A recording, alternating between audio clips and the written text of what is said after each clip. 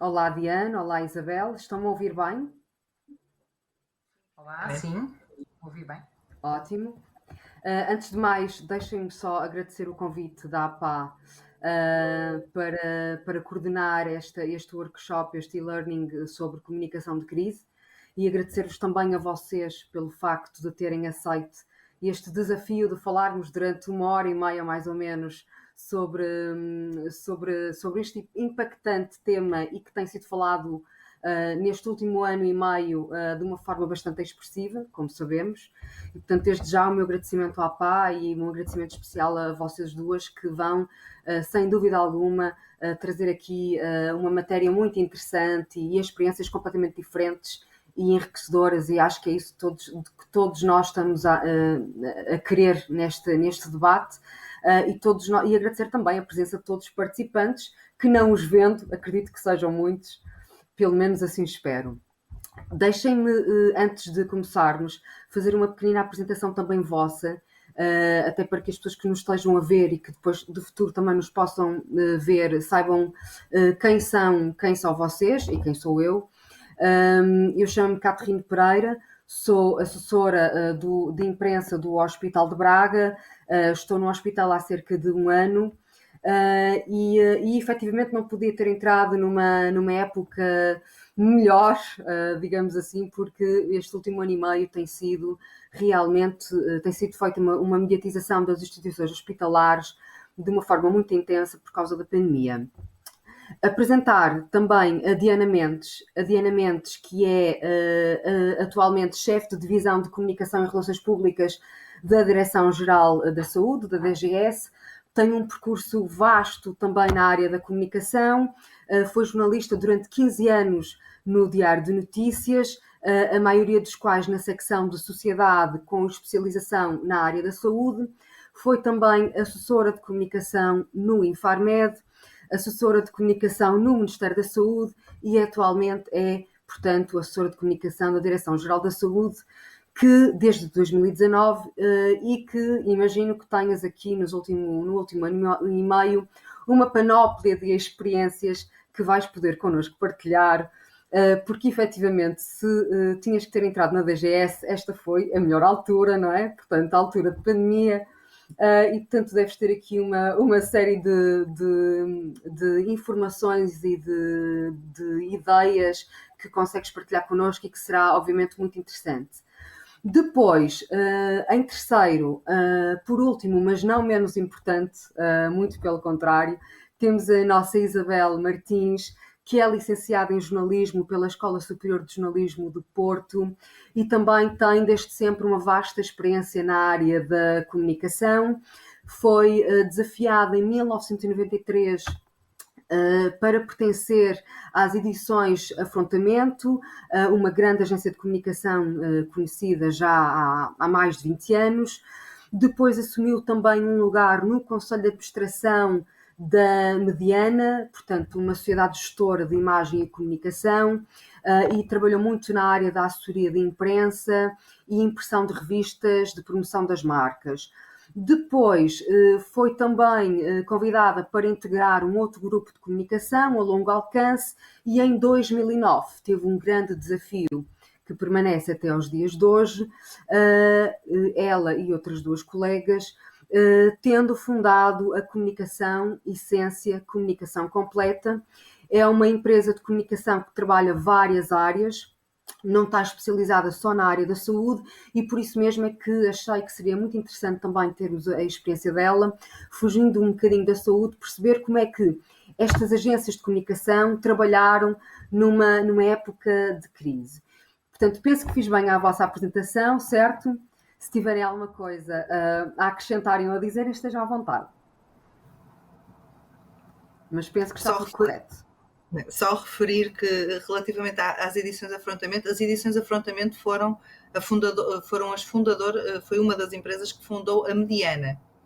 Portanto, a Mediana surge, as edições Afrontamento não eram uma empresa de comunicação, fundaram a Mediana, juntamente com um conjunto de sócios, foram uma das fundadoras da Mediana, só para corrigir Ok. Está Essa é a corrigido. impressão Muito que bem, devo-te muito bem. Claro, claro. induzir com alguma afirmação minha. Não, está corrigido e é sempre Está importante corrigido. percebermos exatamente. Olha, muito bem, portanto, antes de passarmos, se calhar, um bocadinho às vossas experiências, gostaria também de fazer uma pequenina contextualização do que é efetivamente a comunicação de crise, que tanto se tem falado desde final de 2019, início de 2020, quando surgiu a pandemia em Portugal e no mundo. Portanto, nós sabemos que a comunicação de crise é efetivamente um processo muito importante na gestão estratégica de fluxos de mensagem entre as instituições e os seus diferentes públicos, e penso que a comunicação de crise tem efetivamente, ou teve efetivamente, um maior impacto neste último ano com a pandemia, e acho que se tornou, consciencializou-se de que efetivamente a comunicação tem aqui um poder muito importante nas instituições e que deve ser levado em conta. E penso que se a comunicação até então tinha sido algo deixado um bocadinho para segundo plano dentro das instituições, não só de saúde, mas todas elas, acho que com a pandemia ficou claro de que a comunicação é efetivamente um vetor importantíssimo dentro das instituições e que com ela podemos trazer algumas mudanças, quer interna, quer externa, dos nossos diferentes públicos. Foi muito interessante também, ao preparar este workshop de comunicação de crise, perceber que efetivamente já existe muita literatura na área da comunicação de riscos de emergência e de saúde pública. É efetivamente uma área que já tem sido falada, que tem sido abordada. Tem havido uma nova literatura também agora por causa da pandemia. A Organização Mundial da Saúde escreveu em 2019 literatura sobre comunicação de crise, de riscos em emergência em saúde pública, antes da pandemia, portanto foi um livro editado antes da pandemia, e depois durante a pandemia surgiram também outras obras, outros manuais, por exemplo a Ordem dos Psicólogos, que escreveu sobre comunicação de risco e comunicação de crise baseada na evidência científica, e temos também, por exemplo, a Direção-Geral da Saúde, que em 2020 escreveu também um manual sobre princípios orientadores para comunicação de riscos e crise baseados na percepção de riscos. E, portanto, é mais do que claro que a comunicação tem tido efetivamente um papel muito importante na comunicação de riscos e de crise dentro das instituições, e por isso mesmo é que tem sido tão falado. É inegável que a comunicação é efetivamente uma ferramenta poderosa em momentos de crise, e com a comunicação de crise nós já sabemos que existem alguns princípios que estão estudados e que até já têm sido falados em outras experiências, mesmo a nível mediático.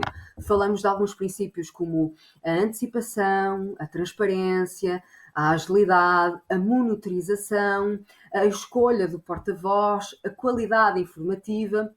Todos estes são princípios que nós sabemos que são princípios da comunicação, que estão bem estudados, mas aqui a questão é se efetivamente estes princípios foram colocados em causa durante a pandemia. E isto muito porque nós já sabíamos que mundialmente que a crise, que a pandemia estaria para vir, mas a verdade é que na teoria é uma coisa e depois na prática é outra. E às vezes nem sempre aquilo que está nos livros é aquilo que acontece depois na prática. E, portanto, estes princípios foram tidos em conta, pelo menos no Hospital de Braga. Nós tivemos sempre este cuidado de anteciparmos um bocadinho as situações, nomeadamente a nível de meios de comunicação social, informarmos com qualidade, com transparência, deixarmos as portas abertas para os meios de comunicação social, para que desta forma conseguíssemos não aumentar a comunicação de crise que existia na altura, mas sim trazermos aqui algum equilíbrio e deixarmos sair a informação de forma correta, coerente e, acima de tudo, equilibrada e com verdade. E, portanto, acho que sim, que conseguimos jogar um bocadinho com estes princípios, mas nem sempre foi fácil. E porquê? Porque houve alguns factos que efetivamente dificultaram esta comunicação. Primeiro porque foi uma pandemia, diria eu, que um bocadinho inesperada não porque não soubéssemos que ela iria acabar por surgir, mas porque eu acho que foi muito rápida, foi muito célere a forma como aconteceu a nível mundial e em Portugal, e portanto acho que o facto de ser uma pandemia um bocadinho célere demais deixou-nos aqui também um bocadinho aquém daquilo que nós estávamos à espera de fazer, mas que nos fomos aperfeiçoando. Depois, outro facto que é inevitável e que trouxe muito ruído para a comunicação de crise quando se fala na pandemia, é que havia informação controversa e incerta que acabou por gerar muita confusão. Portanto, havia várias vozes que se juntavam e que davam a sua opinião, nem sempre portanto, havia vários especialistas, vários comentadores, com a sensação de que todos sabiam um bocadinho sobre comunicação, e eu penso que efetivamente estas vozes que se juntaram e que não eram especialistas nesta área trouxeram também alguma confusão.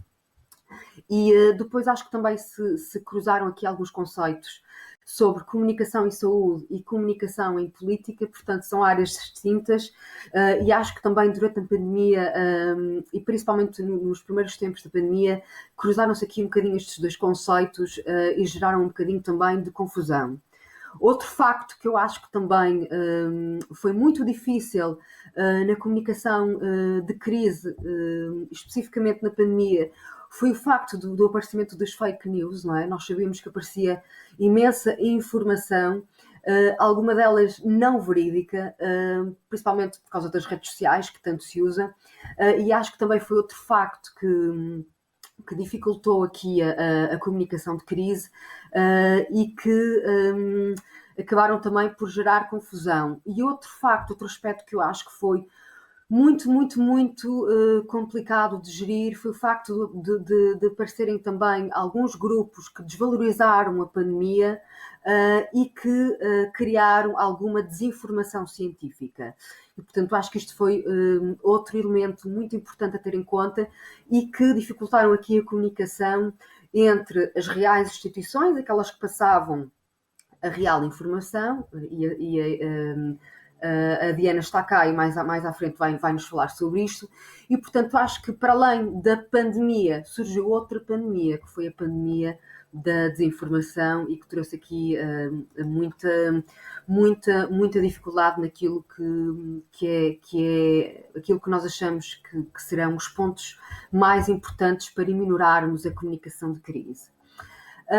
Acho também, e se permitem dizer, que a comunicação foi melhorando ao longo do tempo, ou seja, ao longo dos meses foi-se percebendo que houve uma informação mais consistente, mais segura, que facilitou o processo de comunicação, e isso ficou claro depois na informação que ia saindo de forma muito regular e mais consistente. Depois, acho que também ficou muito claro o esforço reconhecido por parte das autoridades de saúde para reforçar a informação verídica, nomeadamente através dos canais digitais. Foram inúmeras as iniciativas e os materiais comunicacionais que as próprias autoridades de saúde fizeram sair, nomeadamente a DGS. Lembro-me, por exemplo, que na televisão, nos diferentes canais televisivos, houve um esforço muito grande dos canais televisivos se juntarem para fazermos frente à desinformação e lutarmos assim contra algumas fake news que foram surgindo, e portanto há um esforço reconhecido por parte das autoridades de saúde para fazer uma comunicação forte e consistente. Depois, deixar-vos também aqui nota, a meu ver, que o Governo também teve um papel muito preponderante para esta comunicação, no sentido de ter criado também um grupo de trabalho com especialistas na área das ciências de comportamento e saúde pública para melhorar esta informação, e penso que foi nos últimos meses que criaram este grupo de trabalho e que foi efetivamente um reforço da importância da comunicação em época de pandemia, e portanto acho que o Governo aqui também teve um papel fundamental e mais uma vez mostrou a importância que a comunicação tinha nas instituições e da forma como tínhamos que passar a mensagem aos diferentes públicos. E a criação também de algumas campanhas que, nomeadamente, a DGS fez para se minorar um bocadinho as fake news que ia existindo. E, portanto, eu penso que, olhando para trás, efetivamente nem tudo foi perfeito, houve algumas coisas que poderiam ter sido, se calhar, melhoradas, mas ao longo do tempo eu penso que a comunicação foi, a nível da Covid-19, melhorada substancialmente e acho que todas as autoridades de saúde estão, efetivamente, de parabéns, quanto mais não seja, porque é reconhecido o esforço diário que as instituições e os seus profissionais de comunicação fizeram. Antes de passar aqui à minha colega Diana, vou, se calhar, falar um bocadinho também da experiência do Hospital de Braga neste último ano e meio, especificamente sobre a pandemia. Nós, no Hospital de Braga, o serviço de comunicação é estruturado por 3 áreas distintas. Portanto, eu sou a responsável pela assessoria de imprensa, comunicação externa e apresentação de eventos, portanto, é a área da minha responsabilidade. E depois o serviço tem mais 2 colegas com áreas distintas, mas que, obviamente, nós trabalhamos em equipa. Portanto, apesar de nós termos estas áreas connosco, nós trabalhamos em rede. Portanto, não somos responsáveis pelas áreas, mas trabalhamos em equipa, vamos passando informação uns aos outros e só assim é que a coisa funciona e tem funcionado bem, penso eu. Depois tenho, portanto, mais um colega, o Diogo Fernandes, que é responsável pelo marketing digital, pelo design e pela literacia em saúde. E temos também no serviço a Sandra Silva, que é responsável pela comunicação interna, comunicação institucional e gestão de eventos. Portanto, na pandemia, o que nós fizemos foi trabalhar a comunicação em diferentes áreas, trabalhar a comunicação internamente, com os nossos utentes e colaboradores, trabalhar a comunicação externamente, com os meios de comunicação social e trabalhar a comunicação também com as redes sociais, alimentando e fazendo conteúdos novos e apelativos e que fossem também informando a população daquilo que era a Covid e de como é que a instituição estava a lidar com a Covid e de como é que todos nós a instituição estava preparada para dar resposta. E, portanto, foi muito curioso, porque desde a primeira hora, e aqui é um bocadinho também a sensibilidade das chefias máximas das instituições, desde a primeira hora o Serviço de Comunicação do Hospital de Braga esteve presente nas reuniões do Gabinete de Crise que foram criadas logo no início da pandemia. E, portanto, e acho que este ponto fica bem claro da importância que efetivamente o Serviço de Comunicação tem para, portanto, neste caso, para o Conselho de Administração e a importância que é dada a este serviço para conseguirmos gerir também a crise e todas as questões relativamente aos meios de comunicação social também que nos iam surgindo. Portanto, nós fomos integrados no gabinete de crise desde o primeiro momento e sabemos que nem todos os hospitais isso ocorreu, mas no Hospital de Braga isto aconteceu e acho que é muito importante deixarmos aqui esta nota, porque se nós não estivéssemos integrados desde o primeiro momento, seria muito difícil sabermos o que é que estava a acontecer e seria muito difícil também percebermos como é que o hospital se estava a reestruturar para dar resposta à pandemia. E, portanto, o facto da comunicação estar integrada nos gabinetes de crise foi fundamental para conseguirmos ir seguindo a par e passo todas as alterações que estavam a acontecer no hospital. Dizer-vos também que a nível de comunicação social, e é a área da minha responsabilidade, eu penso que nós tivemos três fases muito interessantes e que acompanharam esta comunicação de crise. Numa primeira fase, na primeira vaga da pandemia, nós, Hospital de Braga, fomos muito procurados pelos meios de comunicação social por uma questão de curiosidade, de novidade, porque não se sabia muito bem o que era isto da Covid, como é que esta doença estava a atingir a região e, consequentemente, a instituição hospitalar. E, portanto, nos primeiros meses nós fomos contactados muito pelos meios de comunicação social numa ótica de curiosidade, de novidade. Depois, na segunda vaga, já fomos contactados pelos meios de comunicação social mas para perceberem como é que o hospital se estava a planear e a reorganizar para o inverno que iria surgir nos 3, 4 meses depois. Portanto, numa segunda vaga nós fomos muitas vezes contactados numa ótica de perceber como é que a instituição se estava a reorganizar. E depois, na terceira vaga, no início deste ano, diria que fomos contactados mais para perceber como é que a instituição estava a lidar com esta situação de catástrofe. Não diria catástrofe, se calhar é uma palavra muito forte, mas efetivamente estava a ser muito complexo para os hospitais darem resposta a todos os doentes Covid, e nós estávamos a ser contactados para perceber como é que o Hospital de Braga estava a responder. E depois também sobre a vacinação, não é? Vacinação dos profissionais, como é que o processo estava a decorrer. Portanto, nós tivemos aqui 3 fases muito distintas da procura dos meios de comunicação social no hospital, e acho que é muito importante deixar aqui bem claro de que em todo o processo em toda a crise pandémica, em todo o processo de comunicação de crise, o que nós estabelecemos com o Conselho de Administração era que nós iríamos ter as portas abertas para os meios de comunicação social, para eles perceberem a verdade e a realidade do Hospital de Braga.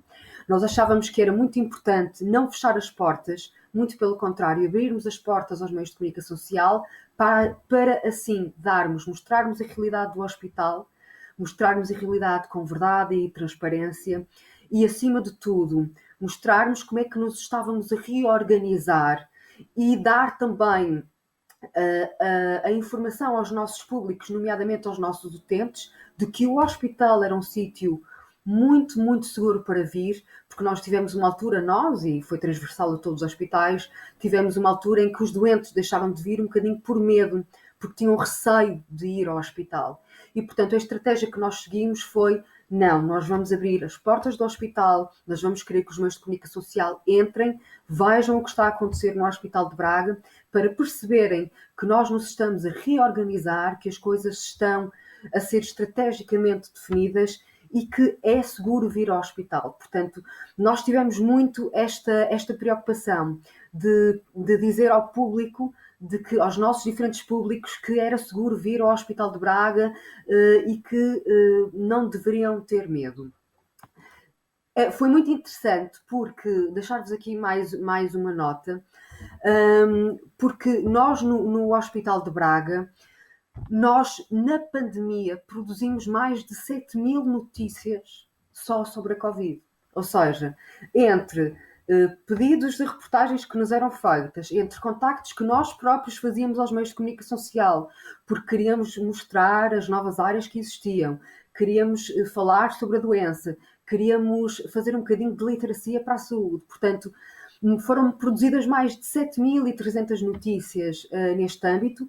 Obviamente que nestas 7.300 estou a falar também de notícias que foram produzidas apenas com menção do Hospital de Braga, mas a verdade é que nós tentamos sempre produzir bastantes conteúdos e criar aqui uma parceria também com os meios de comunicação social, numa ótica de informar de forma periódica e regular os nossos utentes, a população que pertence também ao Hospital de Braga, e acho que o conseguimos fazer.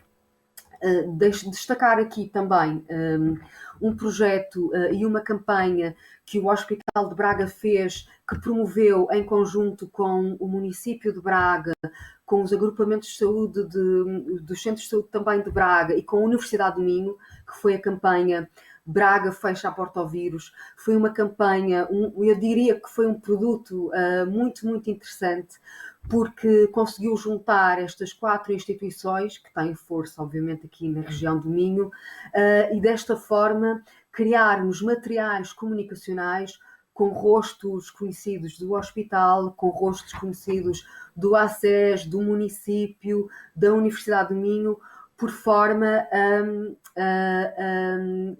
a passarmos a informação do que estava a acontecer relativamente à Covid nestas 4 instituições. Portanto, criamos outdoors e MUPIs por toda a cidade, criamos algumas mensagens de sensibilização para as pessoas terem cuidado, para usarem máscara, para desinfetarem as mãos, para evitarem os aglomerados e, portanto, foi uma campanha que teve bastante expressão aqui em Braga.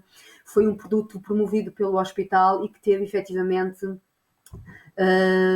muito sucesso e continuamos ainda com a campanha não terminou, continuamos a criar novos conteúdos e esta foi muito a estratégia também do Hospital de Braga, associar-se a outras instituições para em conjunto e com força conseguirmos trazer aqui alguma tranquilidade à nossa população, mas também informar de forma equilibrada e transparente. E, portanto, eu acho que se a pandemia teve uma coisa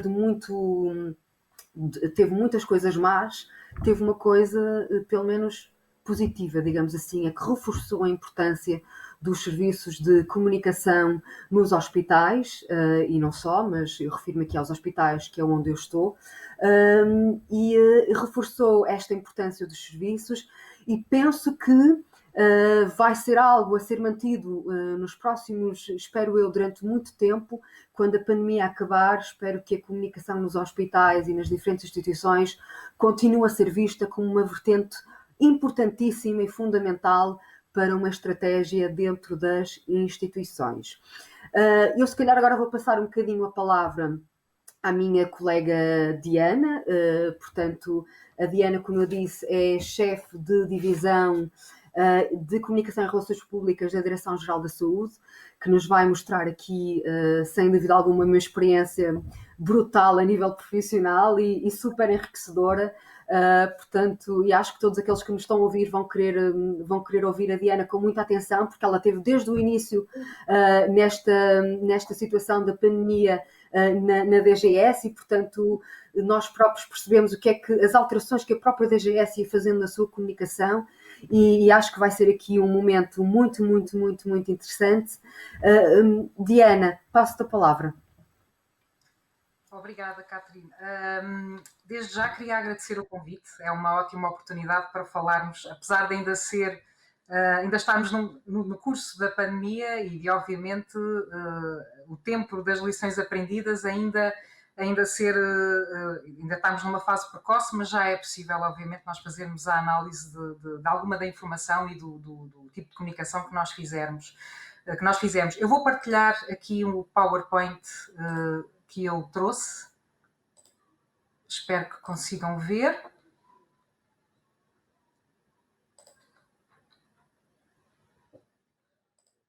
Muito bem, estão a ver.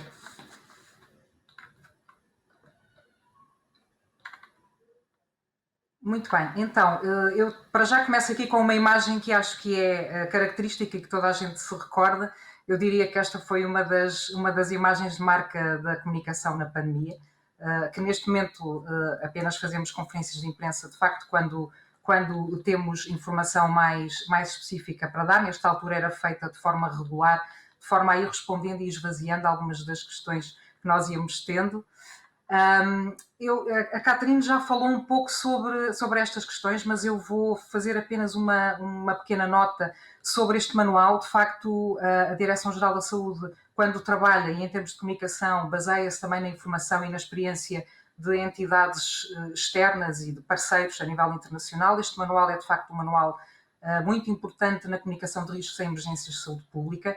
Eu vou só destacar aqui que este manual tem muita informação, inclusivamente questões muito práticas, mas tem aqui 3 princípios essenciais, que é o princípio da confiança, da integração dos sistemas de saúde e, ao mesmo tempo, a prática planeamento. Eu vou focar aqui o ponto da comunicação, porque, de facto, é extremamente importante e foi extremamente importante durante a pandemia para promover a adesão às medidas. E, de facto, quando falamos de confiança, temos que falar em 3 aspectos fundamentais, que é a existência de uma comunicação transparente, fácil de entender, admitindo incertezas, voltada para as populações e em diversas plataformas. A comunicação das incertezas, neste caso, devemos tentar pelo menos dar informação explícita sobre o que são estas incertezas, porque há aspectos que nós conhecemos e há outros que não conhecemos, e ao mesmo tempo devemos envolver as comunidades, a participação das comunidades, nomeadamente ligando-nos a pessoas em quem a comunidade confia, estabelecendo porta-vozes a nível local, regional e nacional que possam transmitir essas informações dando a máxima confiança. É uma pequena provocação, mas de facto acho que vale a pena pegar um bocadinho. Este foi um dos primeiros momentos de comunicação da DGS e de facto este momento foi a 14 de janeiro. Esta frase ficou célebre e ainda hoje é muito referida como um aspecto comunicacional enfim, quando se admitiu ou quando se referiu que não havia grande probabilidade de chegar um vírus destes a Portugal. E, de facto, esta comunicação que aqui foi feita foi uma comunicação muito mais vasta do que aquilo que parece e que ficou. E, realmente, o que isto nos mostra é que, realmente, as primeiras declarações surgiram em momentos de incerteza e havia muito desconhecimento relativamente a este vírus e aquilo que se procurou também, uma vez que já estávamos a sentir alguma intranquilidade por parte da população, o que se visava era transmitir tranquilidade numa altura em que ainda pouco se sabia. Nestas declarações também se falou sobre a experiência passada com outros coronavírus, e nomeadamente, quer em termos de impacto, quer em termos de letalidade e morbilidade, e de facto aquilo que se falou foi completamente alinhado com a informação que tínhamos a partir de entidades de referência como a OMS e o SCDC. A verdade é que, se estas informações faziam sentido naquele momento, pouco tempo depois a realidade acabou por superar as informações que nós tínhamos. E a informação teve que ser rapidamente ajustada e veio-nos mostrar que realmente o tempo mediático e o tempo público, ou seja, a necessidade de respostas, era muito mais célere, era muito mais rápida do que o tempo da ciência. Portanto, estamos a falar aqui em duas situações que correm em paralelo e uma de forma muito mais rápida. E realmente aquilo que as pessoas procuravam eram respostas para uma série de questões que iam surgindo. E daqui parte para a avalanche e para a comunicação de crise pura e dura. De forma muito rápida, registrou-se a primeira morte logo a 11 de janeiro. No dia 20 já havia 4 países com casos e 4 mortes registadas. A 30 de janeiro a OMS declarou este surto como emergência de saúde pública de âmbito internacional. A 25 de janeiro reconfirmámos o primeiro caso suspeito. E, portanto, foi a partir daí que a resposta comunicacional se estruturou mais. Portanto, foi aí que saiu o nosso primeiro comunicado, o comunicado da Diretora-Geral, que já tinha algumas recomendações, algumas das quais perfeitamente adaptadas até à situação atual, e onde se disse de forma transparente que estamos a acompanhar a situação em alinhamento com as organizações internacionais, nomeadamente a OMS, e que divulgaríamos informações sempre que pertinente. A partir daqui, de forma muito, muito simples, nós tínhamos objetivos, que era, obviamente, comunicar de forma transparente e, idealmente, passar de uma informação reativa à proativa, que numa comunicação de crise é um equilíbrio difícil e, de facto, obviamente, a informação reativa acaba sempre por ter um peso muito importante. Os principais objetivos, obviamente, eram minimizar a doença grave e as mortes por Covid e os impactos sociais que, aliás, vieram a verificar-se numa fase, se calhar, mais tardia da pandemia, depois dos confinamentos que nós todos viemos a observar. E depois secundários, em termos de comunicação, então, o que queríamos era promover medidas de saúde pública, individuais e comunitárias. Queríamos minimizar o risco de transmissão nas unidades de saúde, porque nós, obviamente, estamos a falar para públicos completamente diferentes e estamos, obviamente, a falar para o sistema de saúde, a comunicar para o sistema de saúde, manter a confiança e a segurança na população, mostrando que estamos a tomar medidas baseadas na melhor evidência possível à data e, ao mesmo tempo, garantir a transparência de informação. Aqui à direita, elenquei alguns dos nossos targets e, de facto, internamente tem que haver uma articulação necessária entre o governo e os organismos sob a tutela do Ministério da Saúde, os profissionais de saúde, as autoridades de saúde locais e regionais tiveram um papel importantíssimo para quebrar as cadeias de transmissão, mas também a população em geral e segmentos específicos para os quais também trabalhamos, como os idosos, os doentes crónicos, as crianças, as minorias étnicas, populações vulneráveis. Sem também esquecer a academia e os investigadores, com quem partilhamos dados para propiciar a investigação, as autarquias e, claro, entidades externas como a OMS e o SCDC, a quem temos que reportar também os nossos pontos de situação e com quem articulamos, obviamente, medidas. Estes aqui, eu escolhi estes 4 como os primeiros documentos que eu acho que foram absolutamente essenciais. Um deles é o Plano de Preparação e Resposta para a Pandemia, que já tinha também uma vertente de comunicação alinhada com as várias fases da pandemia, nomeadamente a fase de contenção e a fase de mitigação. Este documento que mostra que, de facto, desde o início trabalhámos em termos de ciências comportamentais com a academia, fizemos este documento que eram os princípios orientadores para a comunicação de riscos e crise, e desde então, desde o início da pandemia, que fazemos uma análise semanal, de facto, da percepção de riscos da população, E de facto tentamos gerir as comunicações e as mensagens de acordo com a percepção da população, se de facto sente que há um maior risco, maior ameaça, maior preocupação, e tentamos levar a população a aderir às medidas com base nessa percepção. E este é um trabalho que é feito com a Academia. O terceiro é de facto o primeiro cartaz que nós fizemos, que foi colocado, porque de facto os primeiros casos foram casos importados, e foi colocado no aeroporto juntamente com folhetos que foram distribuídos, portanto, às pessoas que chegavam, e que foi distribuído em várias línguas, e o proto-relatório de situação que hoje conhecemos, e o primeiro modelo foi este, já com alguma informação. Este aspecto eu acho muito interessante porque mostra um bocadinho aquilo que nós passámos aqui dentro e que de facto foi avassalador. Os casos suspeitos. Nós fizemos 18 comunicados sobre casos suspeitos da infecção e fizemos 18 comunicados a reportar que não havia confirmação desta infecção. E isto foi muito interessante porque foi aqui que surgiu, contactámos muito com a desinformação, com informação falsa, com fontes que não davam informação verdadeira aos jornalistas. Noutros casos havia de facto, mas nós precisávamos obviamente de confirmar a existência destes casos suspeitos. E aquilo que nós procurámos saber, porque imediatamente éramos bombardeados com perguntas de todos os meios de comunicação social, porque nesta altura a comunicação social focou-se única e exclusivamente neste tema, nós procurámos de facto dar essa informação e em articulação com os próprios jornalistas com quem falávamos, encontrar uma fórmula que respondesse e que combatesse a disseminação de informação falsa. E a forma que encontramos foi realmente de confirmar quando eram estes casos, quando eram verdadeiros e quando não eram verdadeiros. E foi assim que nós fizemos esta informação, fosse a qualquer hora do dia. Portanto, chegámos a fazer comunicados à meia-noite, chegámos a fazer às 6 da manhã, e mesmo assim, às vezes havia informação que surgia antes de nós enviarmos os comunicados, e imediatamente estávamos a receber chamadas de jornalistas para confirmar, até que finalmente começámos a congregar esta informação nos tais relatórios, congregando os casos, precisamente para haver momentos de comunicação e não ser uma informação tão avulsa. Depois, a partir daí, começámos a publicar o tal boletim. O primeiro caso verificou-se a 2 de março. Passámos a ter conferências de imprensa diárias que toda a gente conhece e que, obviamente, tinham um contributo muito relevante para fazer pontos de situação, para falar das novas medidas, das novas orientações, mas, ao mesmo tempo, ajudavam-nos também a esvaziar um bocadinho o volume de perguntas que nós tínhamos nesta fase. Pronto, isto era mais ou menos assim que nós nos sentimos nesta altura.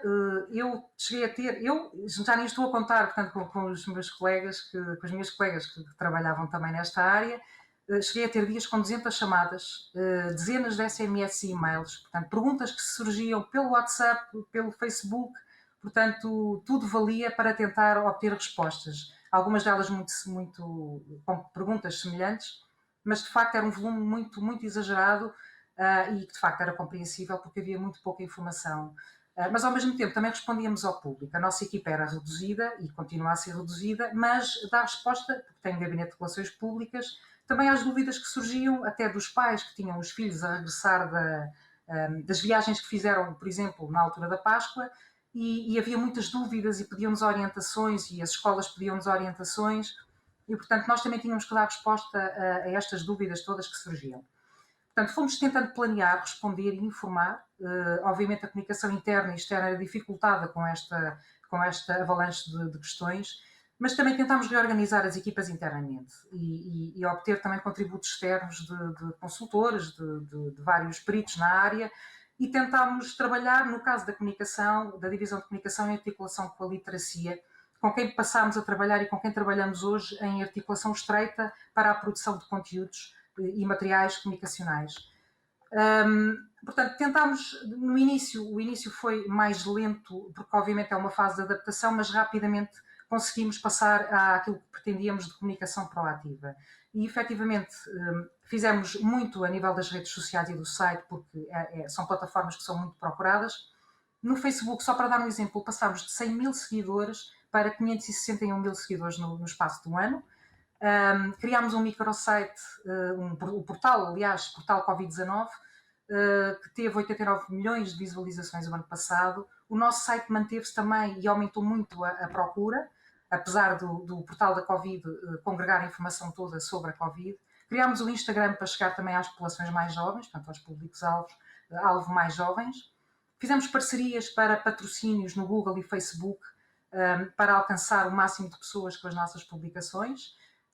E fizemos, obviamente, campanhas com vídeos pedagógicos que publicámos no YouTube. Um deles é este do jornalista Luís Castro, que conseguiu ser o líder de visualizações no YouTube em 2020. Mas também trabalhámos muito com influencers. Nós fizemos só numa primeira fase 41 vídeos com influencers de várias áreas, portanto, para chegar a jovens, para chegar aos idosos, para chegar à população ativa. E publicámos toolkits e materiais segmentados por idade, nacionalidade e nível de literacia. Tudo sem esquecer que, obviamente, as normas e as orientações e os manuais para os profissionais e para a academia também eram uma linha que tinha que ser trabalhada, obviamente, com outras direções aqui da Direção-Geral da Saúde. E uma questão muito relevante também foi a formação de micro-influenciadores. Portanto, nós tentámos chegar, de facto, à comunidade através de formações específicas a nível de juntas de freguesia, dos bombeiros, das escolas, e, portanto, formámos centenas de pessoas para passarem a mensagem e as mensagens necessárias para a prevenção da Covid-19. Por último, também refiro aqui um aspecto essencial, que foram as campanhas multicanal. A Catarina referiu também isso. Nós, de facto, estivemos muito presentes desde o início. Fizemos, penso que entre 12 a 14 campanhas que saíram, obviamente, quer na rádio, TV, imprensa, redes sociais, mas também nos meios regionais. Trabalhámos em articulação com outras entidades e produzimos conteúdos também para as crianças. Estivemos na rua, os MUPIs, os outdoors, os TOMI, com parcerias também que estabelecemos, como aconteceu no caso da Galp, nos transportes públicos, nas escolas e nas unidades de saúde, onde obviamente era essencial passar estas mensagens, mas também produzimos os tais toolkits que tinham a informação toda que era essencial para as escolas e para as autarquias, para a proteção civil, etc. As campanhas com os vídeos e as influências que referimos atrás também, obviamente, entraram nestas campanhas multicanal. E recorremos ainda a SMS à população, através da proteção civil e mensagens nas estradas. Podemos ver aqui, estes são alguns exemplos dos materiais que fizemos e de facto, materiais que estão hoje em dia em todo o lado e distribuídos em vários setores de atividade. Para terminar, eu acho que, tendo em conta que convém fazer aqui algum balanço, destaquei aqui alguns aspectos positivos e negativos, ou desafios para os tempos vindouros, e, portanto, eu acho que as coisas que melhor resultaram e que melhores resultados tiveram foram, por exemplo, os primeiros materiais e as mensagens. Foram amplamente disseminados e adotados, e de facto nós conseguimos encontrá-los nos restaurantes, nos cinemas, nos nossos locais de trabalho, na rua, portanto encontramos em todos os espaços que visitamos. Por outro lado, o facto de no início haver uma procura imensa de fontes oficiais e fidedignas fez com que houvesse uma procura de informação junto das entidades corretas. E, obviamente, a capacidade de resposta depois não era... não havia uma capacidade de resposta a todas as solicitações e essas fontes acabaram por se diversificar.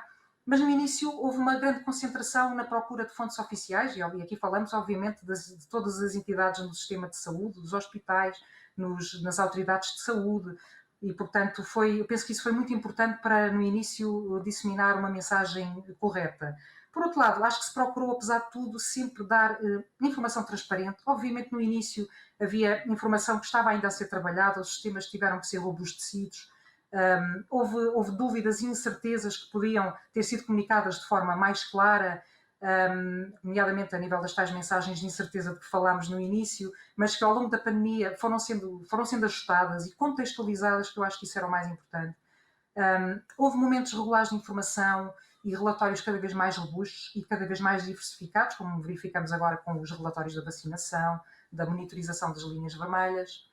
Tivemos campanhas com grande alcance e com participação de influencers. Fizemos parcerias com a academia e com outras entidades, nomeadamente a questão da percepção de risco de que falámos, em termos propriamente ditos de comunicação. E eu diria que desafios. Tivemos uma dificuldade, obviamente, em planear de forma atempada, porque tínhamos um plano de planeamento e tínhamos um plano de reatividade que não se compadecia com o volume com os recursos que tínhamos, obviamente, e tivemos que gerir emergências e urgências diárias e, portanto, tínhamos que continuar a construir a resposta que obviamente, acabou por suceder e por se criar uma linha de montagem relativamente a produtos comunicacionais.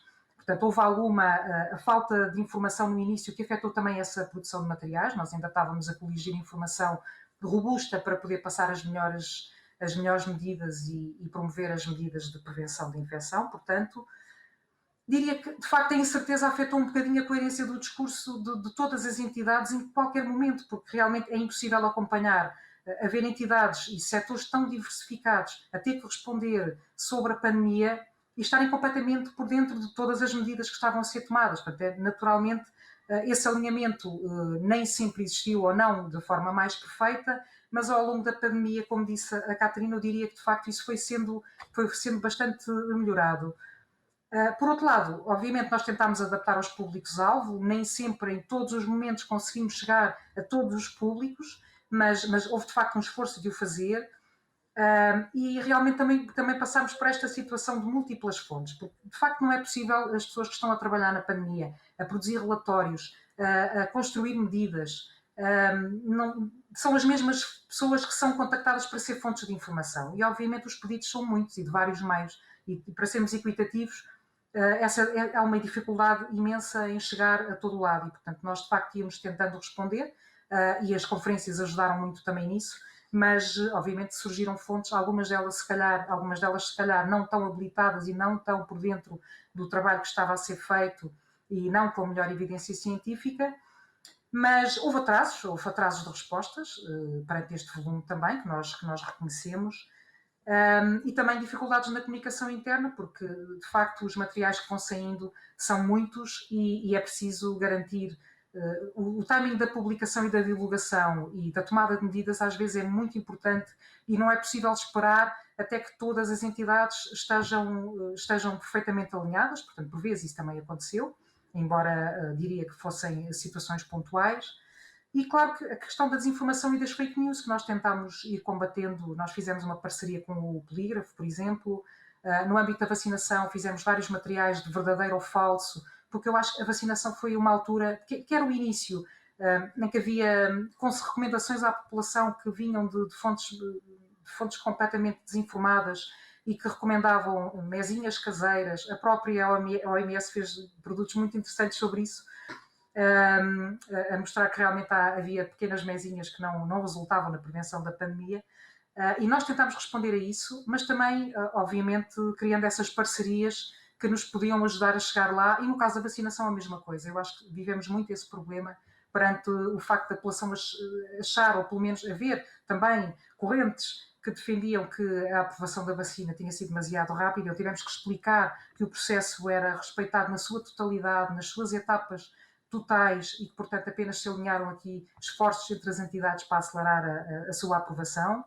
E, portanto, estes são alguns exemplos de esforços que nós fomos fazendo e enfim, em jeito de balanço do que foi feito pela Direção-Geral da Saúde, sempre em articulação com várias entidades e com equipas pequenas, mas robustas e unidas, conseguimos cumprir muitos dos objetivos que tínhamos elencado.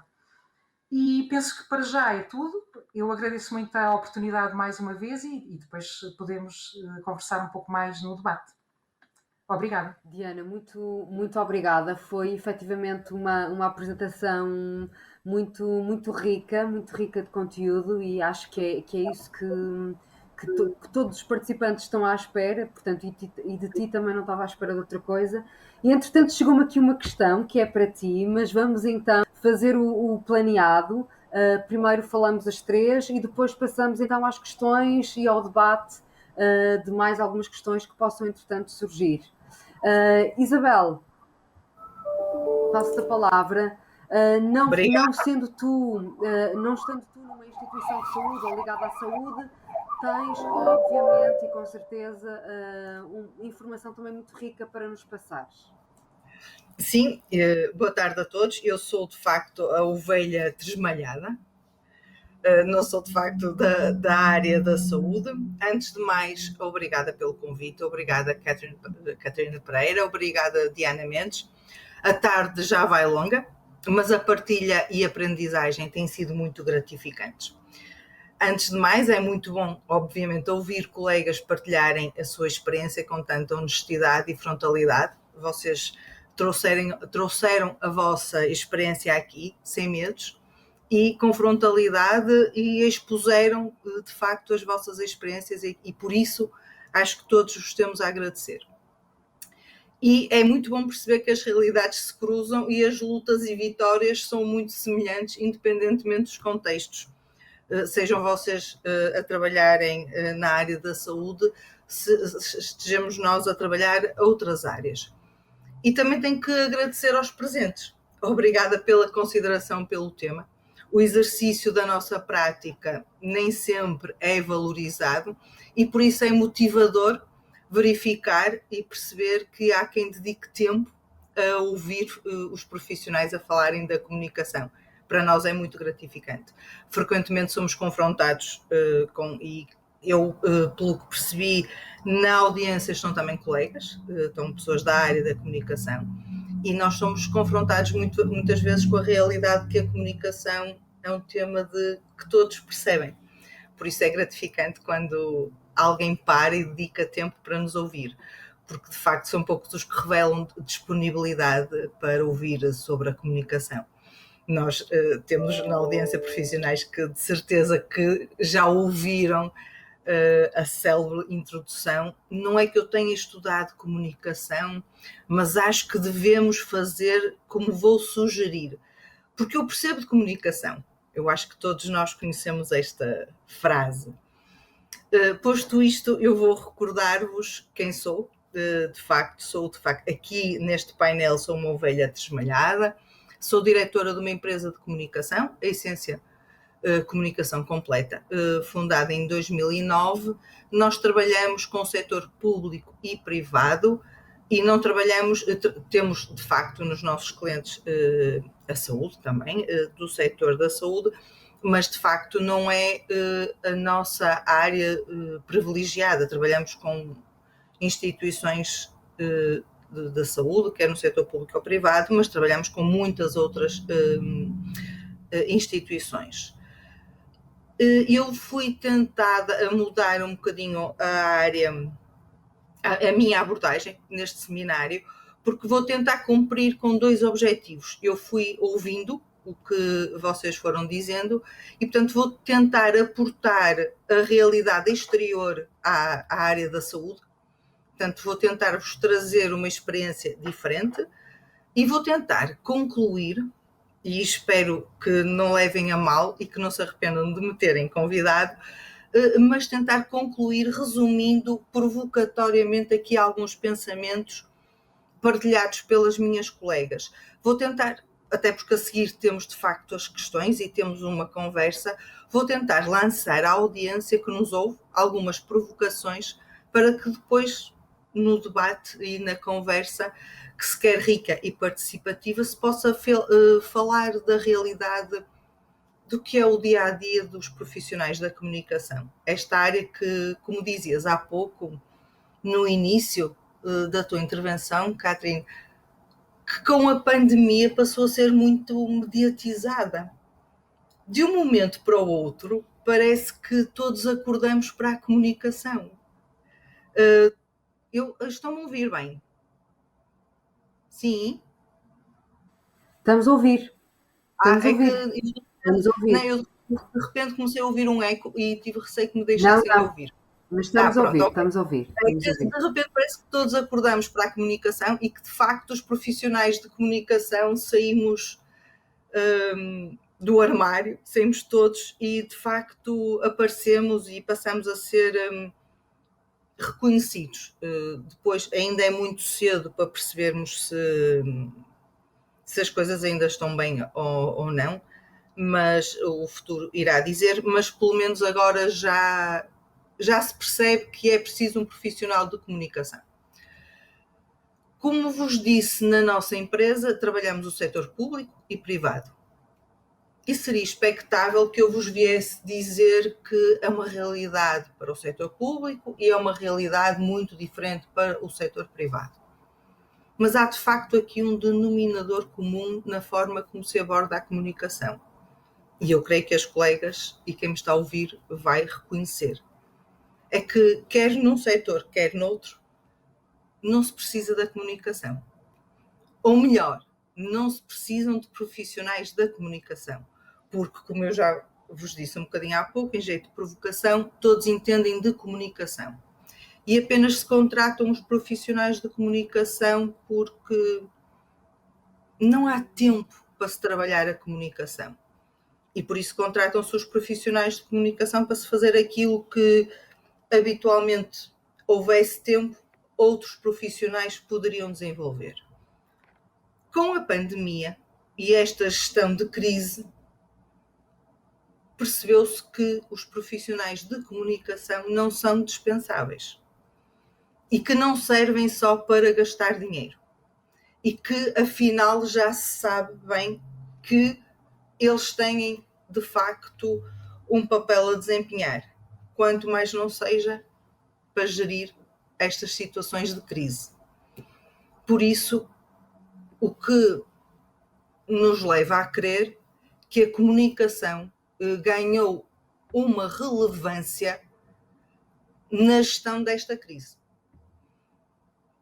Assim como já terá ganho noutras crises menores, mas pontualmente, quando uma empresa tinha que gerir uma crise, obviamente que o profissional de comunicação ganhava um peso. Só que agora esta crise foi global e, portanto, todos sentimos esta gestão de uma forma diferente. E, portanto, foi a nível global. O que muitas vezes se esquece, e eu recordo-me de uma intervenção que tu ouvi, Catarina, a propósito exatamente desta gestão de crise, e o que se esquece é que muitas vezes a gestão de crise se evitava se na tomada de decisão os profissionais de comunicação fossem chamados a estar presentes. Ou seja, quando se pensa numa decisão, quando se pensa em tomar uma medida, o que acontece é que essas medidas são desenvolvidas, são pensadas, são implementadas, e o profissional de comunicação muitas vezes só é chamado quando essa medida provoca um efeito não desejado. E então o profissional de comunicação é chamado para resolver. E nós estivemos presentes num seminário muito recente em que tu trouxeste esse assunto e uma colega deu também um exemplo, e de facto é uma grande diferença quando um conselho de administração, seja de uma empresa, seja de uma instituição, nos chama, a nós profissionais de comunicação, e nos inclui desde o início do processo. Os resultados, podemos não evitar a crise, obviamente, mas vamos ter um controle dessa crise e vamos geri-la de uma forma completamente diferente. E o impacto vai seguramente ser muito menor e muito mais bem controlado. Disso não há dúvida. E esta é a primeira verdade na gestão de crise. Em qualquer manual de gestão de crise, essa é de facto a primeira verdade. A segunda verdade na gestão de crise é que para gerir uma crise com mentiras não é necessário um profissional de comunicação. Por isso, quando se chama um profissional de comunicação para gerir uma situação de crise, não se pode pedir a esse profissional de comunicação para chegar à comunicação social ou à comunidade e gerir essa crise embrulhando essa resolução num conjunto de mentiras, porque aí só vamos estar, obviamente, a adensar essa crise e a criar uma bola que só vai trazendo crise atrás de crise.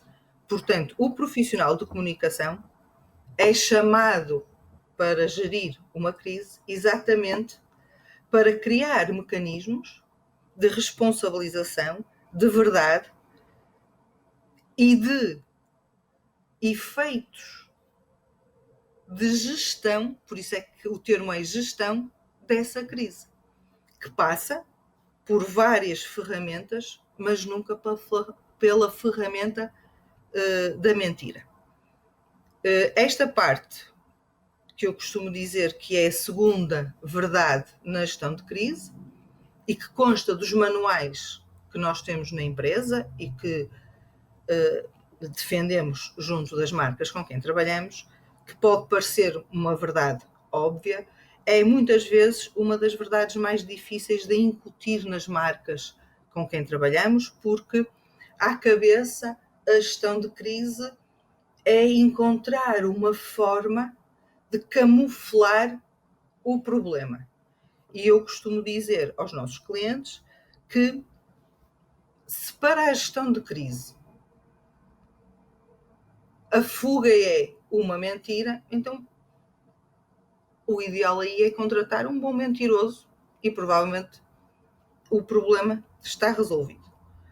Por isso, uma vez mais, o profissional de comunicação aqui volta a estar valorizado, porque tem de facto que encontrar formas de conseguir resolver o problema. E a Diana passou por situações muito quentes, muito complicadas, em que de facto, de certeza, que mentir teria sido a forma que algumas situações até poderia parecer o mais rápido de resolução, mas que depois iriam, obviamente, adensar o problema. E, de facto, é o profissional de comunicação que tem que fazer essa baliza e que tem que conseguir criar essa ferramenta e essa narrativa de resolução e de gestão para acabar a crise. E depois, a terceira verdade na gestão de crise é ter um manual de gestão de crise. Eu devo-vos dizer que nestes 32 anos de experiência, que são muito poucas as marcas que aceitam fazer à cabeça, antes de haver uma crise, ou seja, por antecipação, proativamente, fazer o manual de comunicação de crise. Porque antecipam sempre que não vão ter uma crise, portanto já sabem que não vai haver crise alguma, portanto não há necessidade de investir tempo e dinheiro e energia a desenvolver um manual de crise. E nestes 32 anos de crise foram muito poucos os manuais de crise que fizemos por antecipação. Foram muitos os que fizemos depois de termos uma crise, obviamente.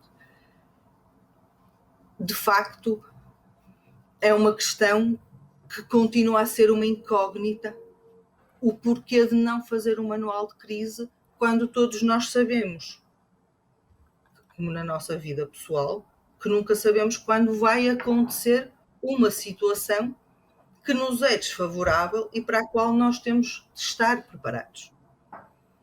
Mas isso leva-nos a um tema que tem a ver com o planeamento e que tem a ver com o plano de comunicação, que também era um desafio que se nos colocava no programa deste workshop em que estamos hoje aqui presentes, e que as marcas, é muito difícil convencer uma marca a ter um plano de comunicação, seja no setor público, seja no setor privado, sejam instituições, sejam grandes, sejam pequenas as marcas. E eu questiono-me e questionamos sempre na empresa e os clientes porque é que é difícil convencer uma marca a ter um plano de comunicação. Porque é que a comunicação tem que continuar a ser uma ferramenta que é gerida por impulso. Muitas vezes por reatividade e nunca por proatividade. É óbvio que há situações que têm que ser por reação. Mas um plano de comunicação também prevê essas ações em que nós temos que trabalhar em reação. Mas estão previstas num plano de comunicação as formas de sermos reativos. Eu não sei se também tem a ver, e discutimos muitas vezes isso internamente na empresa, com colegas da área, se não tem a ver muito com a dificuldade e com a incapacidade que ainda existe da valorização da própria ferramenta que é a comunicação. Porque quando nós contratamos a competência comunicação, se nós contratarmos competências, nós vamos partir do pressuposto que vamos ter que ter um plano de comunicação. Mas se nós contratarmos só executores, ou seja, se contratarmos um profissional de comunicação para executar o que nós definirmos, não precisamos de um plano de comunicação de facto. Portanto, se a marca contratar um profissional de comunicação e define que aquele profissional de comunicação vai fazer um flyer, vai executar um site, vai gerir as redes sociais, vai fazer os contactos com a comunicação social, e se fizer isso tudo avulso e por impulso, de facto não está a contratar competências. Está a contratar alguém que vai executar aquilo que eles vão definir. E talvez seja por isso que ainda muitas marcas e muitas instituições não entendam o papel e a necessidade e os benefícios e a redução de investimento que teriam que fazer em comunicação se de facto tivessem um plano de comunicação. Porque um plano de comunicação também tem essa vantagem. O plano de comunicação permite às marcas desenvolverem mais ações com mais resultados e menos investimentos. Por isso, se um plano de comunicação tem tantas vantagens, assim como tem, obviamente, como eu dizia há pouco, as vantagens que tem, obviamente, um manual de comunicação de crise, as marcas só não os fazem, os decisores só não entendem que é necessário haver esse planeamento, porque continuam a achar que não têm que contratar competências, mas sim contratar executores. Estou convencida, e estamos convencidos, profissionais de comunicação, pelo que vamos falando, que esta situação e esta crise que o Covid provocou veio mudar algumas mentalidades e veio, de facto, abanar consciências, por muito que esta frase já seja muito batida. E que as marcas pensaram e pararam um pouco para perceberem o que é que lhes estava a acontecer. Quando a 13 de março de 2019 tiveram que fechar e perguntarem-nos: e agora o que é que eu faço? Estamos fechados, deixamos de ter atividade. Como é que nós vamos agora continuar a existir? E quando eu digo que as marcas se dirigiram a nós é profissionais de comunicação.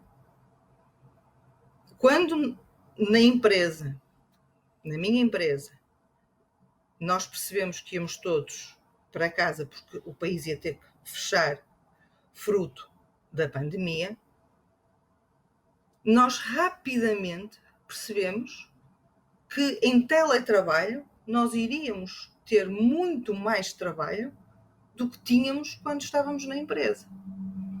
Porque às marcas, às nossas empresas, às nossas instituições, não restava outra saída a não ser comunicar. E comunicar em dois pilares: o público interno e o público externo. E o público interno, porque tinham tinham os seus colaboradores todos em casa e precisavam que os colaboradores continuassem a trabalhar. Os colaboradores estavam em teletrabalho. Como é que nós iríamos garantir? Era a preocupação das nossas marcas, fossem elas públicas ou privadas. Como é que nós vamos garantir que os nossos colaboradores em teletrabalho continuem a sentir-se nossos colaboradores, continuem a sentir que fazem parte de uma equipa e continuem a produzir? porque as instituições tinham que continuar a funcionar em teletrabalho e as empresas tinham que continuar a trabalhar em teletrabalho. Por isso, em nós foi depositada a responsabilidade de conseguir gerir o que também aconteceu na nossa própria empresa. Portanto, nós também tivemos que conseguir fazer isso para nós. Foi depositada a responsabilidade de conseguirmos criar ferramentas para o público interno, que também é, obviamente, uma área da comunicação que é sempre relegada para um plano quase que esquecido. São muito poucas as marcas que valorizam a comunicação do público interno. Geralmente isso está assim num departamento dos recursos humanos e geralmente aparece nas festas de Natal, quando muito por altura do verão, uma atividade assim outdoor, mas são poucas as instituições que vão para além disso. Após o Covid, durante o confinamento, as marcas perceberam que tinham que trabalhar o público interno, porque senão iam ter em teletrabalho um decréscimo de produção enorme. E, de facto, nós, empresas de comunicação, tivemos um papel muito importante e trabalhamos imenso a trabalhar o público interno dessas marcas. E depois tivemos que trabalhar, obviamente, o público externo. Tivemos que conseguir que as nossas marcas não desaparecessem do horizonte dos seus seguidores. Por isso tivemos que encontrar, obviamente, que o digital foi fundamental, como todos sabem. Muitas marcas não trabalharam o digital, tiveram que rapidamente entrar para o digital. A comunicação digital passou a existir em marcas que nem imaginavam entrar no digital nos próximos 10 anos. No prazo de um mês nós tivemos marcas que rapidamente tiveram que estar presentes no digital. Portanto, nós percebemos que marcas que nunca apostaram na comunicação passaram a viver da comunicação, porque só a comunicação é que lhes permitia continuar a estar na agenda dos seus públicos. Porque ou comunicavam ou pura e simplesmente desapareciam. Deixavam de fazer parte da tribo onde estavam inseridas. E isso registra-se, obviamente, a todos os níveis, no setor público e no setor privado. As câmaras municipais, por exemplo, tiveram aqui uma duplicidade na comunicação, que é importante referir. Tiveram também, tal como a Diana, um problema gravíssimo, que era a necessidade de comunicar com os munícipes, porque, obviamente, que havia a comunicação a nível nacional, mas a comunicação a nível nacional, obviamente, era a comunicação a nível nacional. Depois, localmente, as nossas autarquias tinham que tranquilizar e falar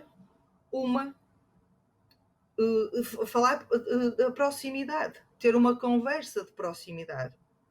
Portanto, foi necessário alimentar muita informação, às vezes um bocadinho à revelia da Direção-Geral, como depois se veio a verificar, até acertarmos todos agulhas do que poderíamos e não poderíamos dizer, depois todos acertamos agulhas, mas as câmaras municipais também tinham essa necessidade, porque não era à porta da Câmara, porque não podíamos sair de casa, mas era à porta dos Facebooks, era aos telefones dos autarcas, seja dos presidentes de junta, do presidente de Câmara, que os munícipes pediam socorro e queriam saber o que estava a passar na freguesia e quantos casos havia na freguesia, e o pânico estava instalado.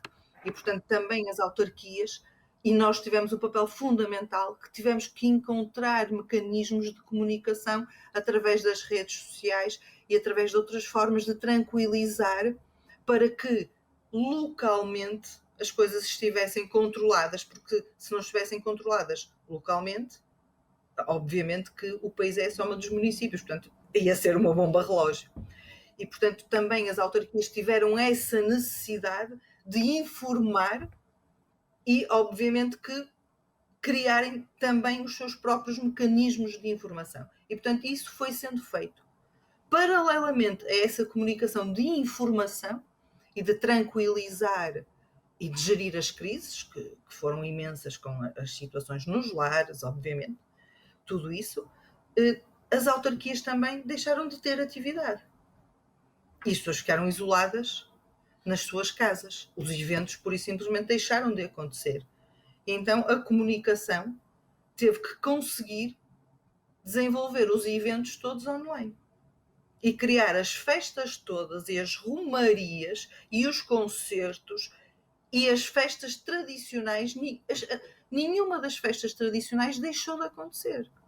Só que aconteceram não na praça do município, não na praça da freguesia onde normalmente aconteciam, mas tudo online. E pessoas que não tinham Facebook passaram a ter Facebook para poder aceder às festas tradicionais da sua terra. E, portanto, também tivemos que, em termos de comunicação, nos reinventarmos para que, de facto, as pessoas não vivessem isoladas e, pura e simplesmente, não deixasse de acontecer toda a animação que iria deixar de acontecer porque não era possível acontecer fisicamente. Portanto, as autarquias continuaram a desenvolver todas as suas atividades. Os programas foram todos eles cumpridos. Só que não foram cumpridos fisicamente, foram cumpridos online. E há situações interessantíssimas. Por exemplo, que é difícil e é sempre complicado estar a citar um caso e não citar os outros, e por isso eu também, em termos de PowerPoint, era muito complicado citar todos, mas eu acho que 25 anos de uma festa é transversal. Portanto, os 25 anos da festa do Alvarinho e do Fumeiro, que estava planeado ser um mega evento, com uma mega tenda, de facto não foi possível, porque foi o ano passado, no pico do Covid. No entanto, nós tivemos os 25 anos da festa do Alvarinho e do Fumeiro, e devo-vos dizer que naquele fim de semana, que deveria ter acontecido, de 31 de abril, 1 e 2 de maio, nós tivemos uma mobilização brutal nas redes sociais do município e tivemos a comunidade de imigrantes espalhada pelo mundo inteiro, mas de uma forma assustadora, a partilhar as fotografias, as festas que organizaram cada um em casa, individualmente, os brindes, tudo, de uma forma assustadora, que nunca imaginámos ter um volume ao ponto de, Ana, como dizias, 200 chamadas, nós não conseguimos dar resposta à quantidade de partilhas que íamos recebendo e demoramos dias e dias a conseguir responder a todas as mensagens com as fotografias de cada uma das pessoas a partilharem o brinde que estavam a fazer. E a festa, de facto, aconteceu e mobilizou imensas pessoas, porque também foi preciso criar esses canais de comunicação. Muito bem, Isabel. Na prática, as festas não terminaram, reinventamos foi outras formas de as fazer. Reinventamos as festas. E provavelmente também se conseguiu chegar a mais pessoas, não é? Pelo menos às pessoas que estavam mais longe, a vossa empresa conseguiu chegar a essas pessoas de uma forma muito mais simples, que de outra forma não era possível. De facto, assim, com esta situação do digital, com a nova realidade do digital, tu criaste situações em que pessoas que não conheciam eventos, há eventos que não chegavam a públicos que passaram agora a chegar, porque obviamente que houve uma aposta muito grande do digital. Aliás, eu esta semana reunia com um cliente que não tinha apostado nunca no digital e que obviamente o Covid a isso o obrigou, e ele dizia, mas agora pedem-me, eu tenho encomendas do Canadá, nunca ninguém me conhece, como é que, porque as pessoas perceberam, uma coisa é abrir uma loja no Porto, ou em Lisboa, ou em Faro, a loja física, tu vendes a quem entra na loja física, e eu explico, agora, abriu uma loja percebes? No digital, a sua loja é online. Portanto, é natural que receba uma encomenda do Canadá. Isso ainda não tem muito essa realidade. Acha que abriu, agora tem uma loja online, mas não tem a percepção que ter uma loja online chega de facto ao outro lado do mundo se for preciso. E recebe uma encomenda do outro lado do mundo. Portanto, é óbvio que o mundo mudou. Nós andamos em 10 anos, andamos no mês 10 anos, seguramente. Sim, e o digital foi efetivamente uma área que com a pandemia evoluiu drasticamente e acho que o caminho continua a ser esse, portanto vamos continuar agora, no digital. A questão, mesmo nós, assessores de comunicação, evoluímos imenso e passamos a trabalhar de uma forma, ou melhor, nós continuamos a trabalhar como trabalhávamos, só que estávamos escondidos, ninguém nos via. Sim. Agora, os profissionais de comunicação, como eu dizia no início, de repente, passamos a ser muito conhecidos. A comunicação passou a ser muito mediatizada e já toda a gente sabe o que são os profissionais de comunicação. A questão é se nós vamos ser valorizados. Isso aí ainda vai demorar algum tempo a perceber. Vamos ver. Eu acho que não podemos querer tudo de uma vez, não é? Vamos ver. Se a área já for reconhecida, é ótimo. E depois, com a área reconhecida, tem que ser reconhecida. Uma coisa tem que implicar a outra. Sim, claro. Mas um passinho de cada vez, se calhar, é mais... Não sei, digo eu. Isabel, muito obrigada pela tua partilha também e a forma, espontânea. Não, correu muito bem. Acho algumas que a forma algumas provocações. Não, mas efetivamente houve uma parte que tu falaste que eu acho extremamente importante e é isto que nós também fazemos aqui no Hospital de Braga, mesmo em situações de crise ou em notícias menos positivas, porque, atenção, o hospital não é só Covid, não é? Portanto, a Covid agora, se tudo correr bem, vai terminar, ou pelo menos de forma paulatina as coisas vão começando a melhorar, aliás, já estão a melhorar, mas o hospital é muito mais do que isso. E, efetivamente, quando nos surgem situações menos positivas e às quais nós temos que responder aos jornalistas, nós temos sempre a premissa de que temos que responder com verdade. E, portanto, isso é fundamental, porque estarmos a mentir, a omitir uma informação, não vale a pena, porque depois, mais tarde ou mais cedo... Paga-se muito caro e, portanto, havendo uma mentira ou omitindo, depois pode haver repercussões com novas reportagens, com novas notícias, com novas... Portanto, não vale a pena. É melhor mesmo dizermos logo a verdade naquele momento e sanarmos daí o problema e assumirmos que às vezes nem tudo corre plenamente bem, não é?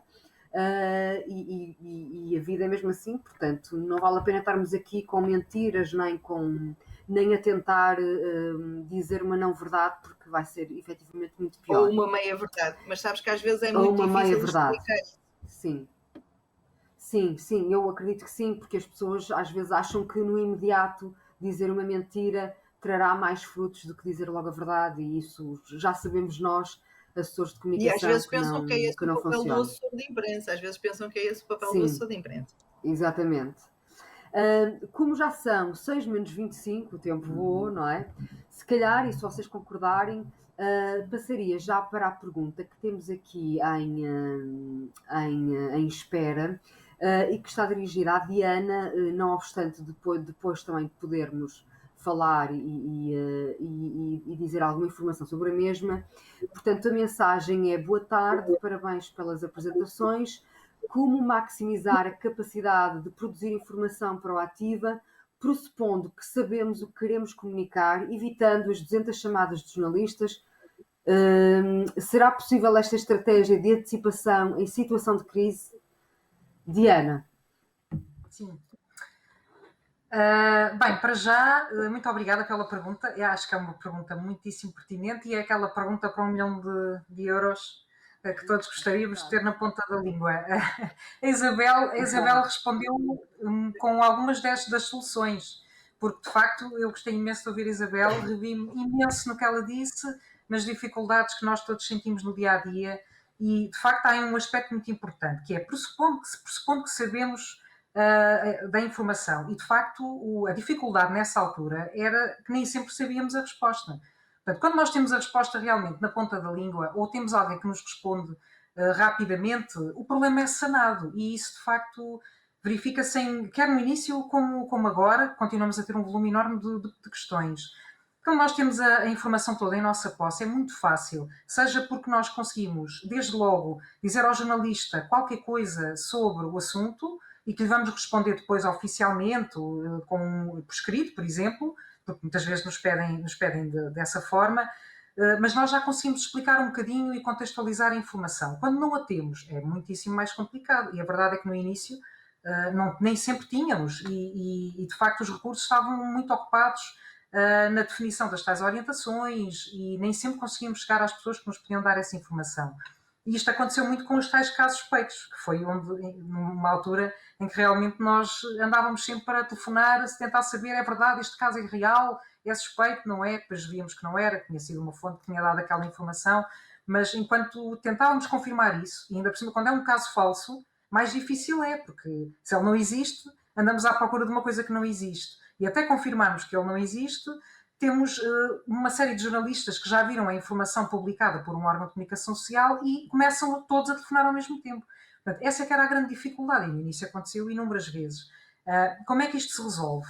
Com a criação dos tais fluxos, com a preparação, com o planeamento, por um lado. Quando nós estamos em posse dos documentos técnicos, por exemplo, ou da tomada de decisão, e a questão é que há muitos momentos de tomada de decisão em paralelo e nós não conseguimos estar em todos.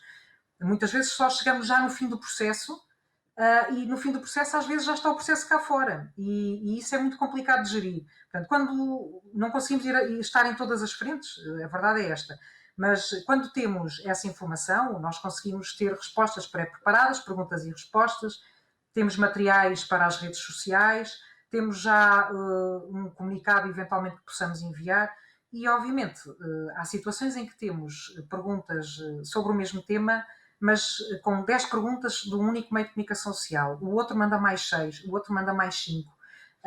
E nós, perante isto, não temos, obviamente, a capacidade de resposta desejável. Temos que tipificar respostas, portanto, dessa forma. Ou então, por exemplo, como fizemos com os relatórios de situação, temos que encontrar momentos fixos de comunicação, não é? Temos que encontrar durante a semana, naquele dia comunicamos este assunto, naquele dia divulgamos estes dados. E, por exemplo, o caso das autarquias e os dados das freguesias foi uma fase muito complicada, porque realmente uma coisa é um nível micro, outra coisa é aquilo que é registado numa plataforma nacional que nos chega, que são os dados oficiais, que não têm, que são os dados que são comunicados efetivamente. E depois pode haver, até em momentos de comunicação diferentes, informação que, obviamente, não pode não ser exatamente igual, porque são fontes diferentes e momentos de períodos diferentes mesmo. E explicar isso por vezes é complicado. Então nós temos, obviamente, que congregar isso para documentos oficiais, já com essa análise feita e trabalhada, e a melhor forma de o fazer é realmente assim, é tentar antecipar, ter planos anteriores, ter conhecimento da situação e já antecipar as perguntas que nos podem ser colocadas, tipificar respostas, ter fontes oficiais que esclareçam isso, o que nem sempre é possível, porque às vezes há questões que não vão lá com uma resposta escrita, não vale a pena enganarmos, porque são nuances tão complicadas de explicar que às vezes a resposta escrita pode até complicar e gerar mais questões. Portanto, às vezes basta haver alguém que explique em on, e isso acontecia também muito nas conferências. Conseguia-se explicar às vezes pequenas nuances dos documentos que seriam muito difíceis de colocar por escrito e perderíamos muito mais tempo. Eu acho que estas são algumas das fórmulas que podemos utilizar e, obviamente, são mais simples de implementar quando não estamos em plena crise, como estivemos numa determinada fase. E houve uma altura em que os jornais eram completamente Covid, em que tínhamos jornalistas de desporto a ligar-nos, tínhamos jornalistas de cultura a ligar-nos, tínhamos jornalistas de sociedade a ligar-nos e de política, do que fosse, porque todo o jornal é todo Covid e, portanto, vinham as perguntas todas parar à DGS, embora tivesse um envolvimento de outras áreas setoriais. e de facto aí é um bocadinho difícil ter respostas tipificadas para tudo e a todo momento e plenamente atualizadas, o que gerava alguns atrasos. Mas penso que foi uma relação que se foi gerindo, os próprios jornalistas, o público ia compreendendo que de facto estávamos a ser completamente bombardeados com questões e lá íamos encontrando as nossas soluções para os problemas. Portanto, não há aqui uma resposta simples, há aqui várias questões e muito do que a Isabel disse também é aplicável, não é? Tem que haver uma boa comunicação interna, a comunicação tem que estar envolvida o mais cedo possível neste processo, porque senão é impossível depois dar resposta, ou pelo menos não acompanhamos já as explicações de toda aquela fase, e portanto isto é um mecanismo que tem que ser criado também antes, não é? Não adianta ser criado numa situação de crise, já estamos lá dentro, portanto já não dá para construir manuais e respostas, mas pronto, diria que... Se me permites também acrescentar um ponto que eu também acho muito importante, porque como também já tinha referido, efetivamente os manuais são muito importantes e dão-nos linhas orientadoras e caminhos para seguir. E um dos princípios da comunicação de crise é efetivamente a antecipação, que é exatamente aquilo que tu estavas a falar. A verdade é que eu acho que no contexto da pandemia, por muito que tivéssemos antecipado, era quase que inevitável este boom de informação que ia saindo, porque o nível de curiosidade, o nível de... Nós sabemos que as instituições de saúde são sempre muito apetecíveis para os meios de comunicação social, não é? E, portanto, sem haver pandemia já são, com pandemia, muito mais. Portanto, a questão aqui, e isto aqui não é para nos defendermos a nós, instituições, mas é aquilo que eu realmente também sinto, é que por muito que se tivesse antecipado, por muito que se tivesse planeado, a sede de informação,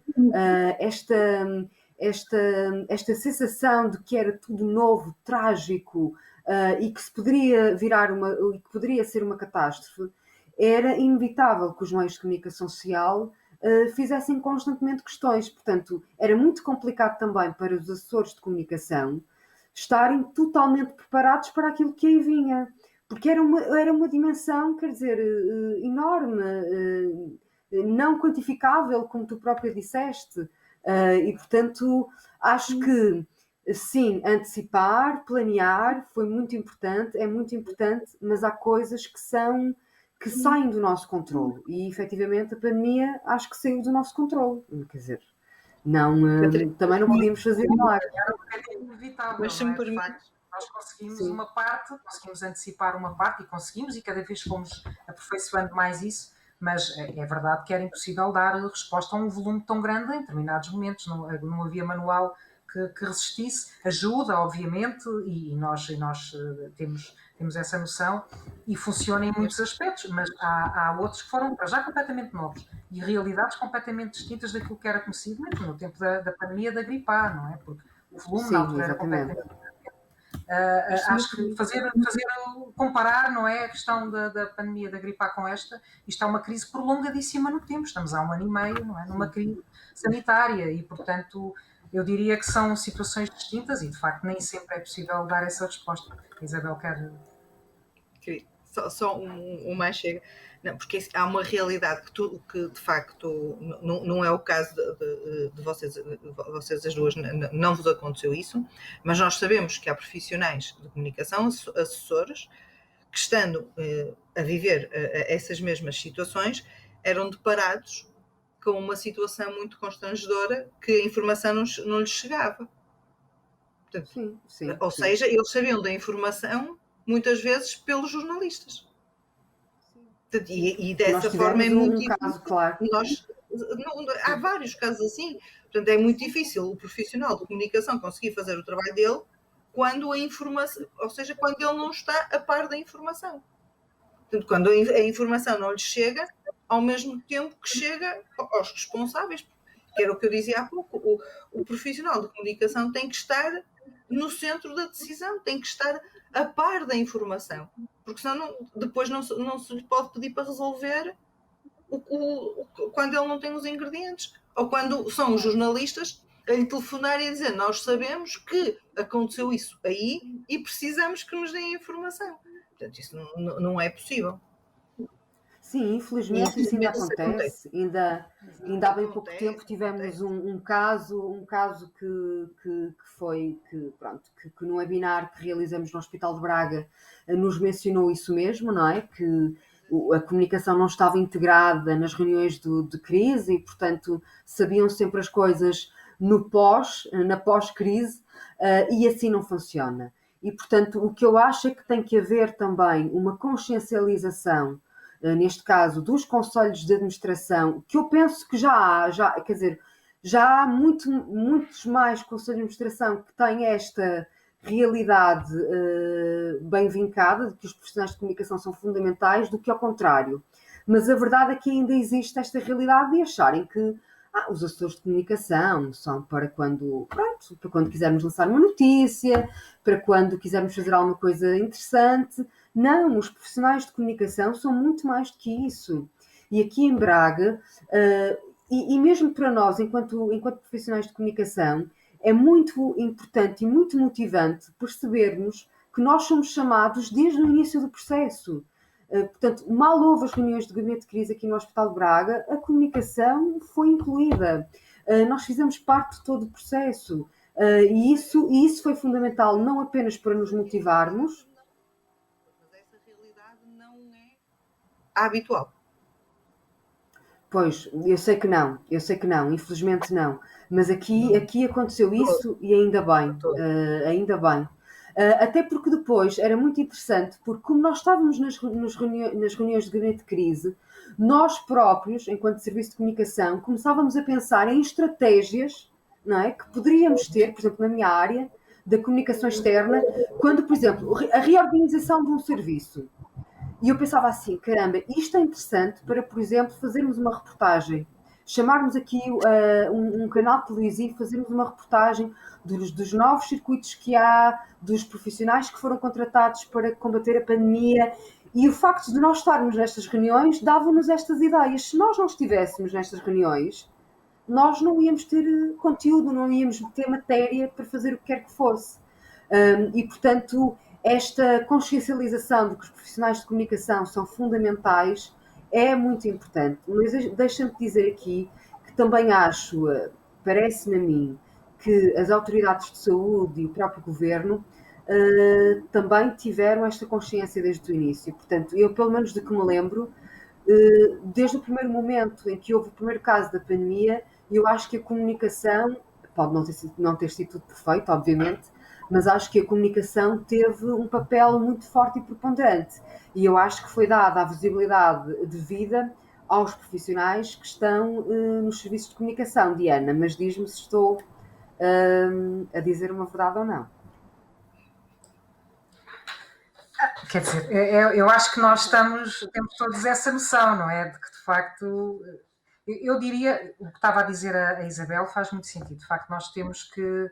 É um caminho difícil e nós conhecemos um bocadinho o que é que se passa no sistema de saúde e sabemos, eu penso que nós falámos disto até em tempos, que há de facto unidades que não têm profissionais nesta área, não é? E, portanto, nós temos que fazer esse caminho, temos que construir o trabalho nesta área e fazer com que as pessoas percebam a importância da comunicação.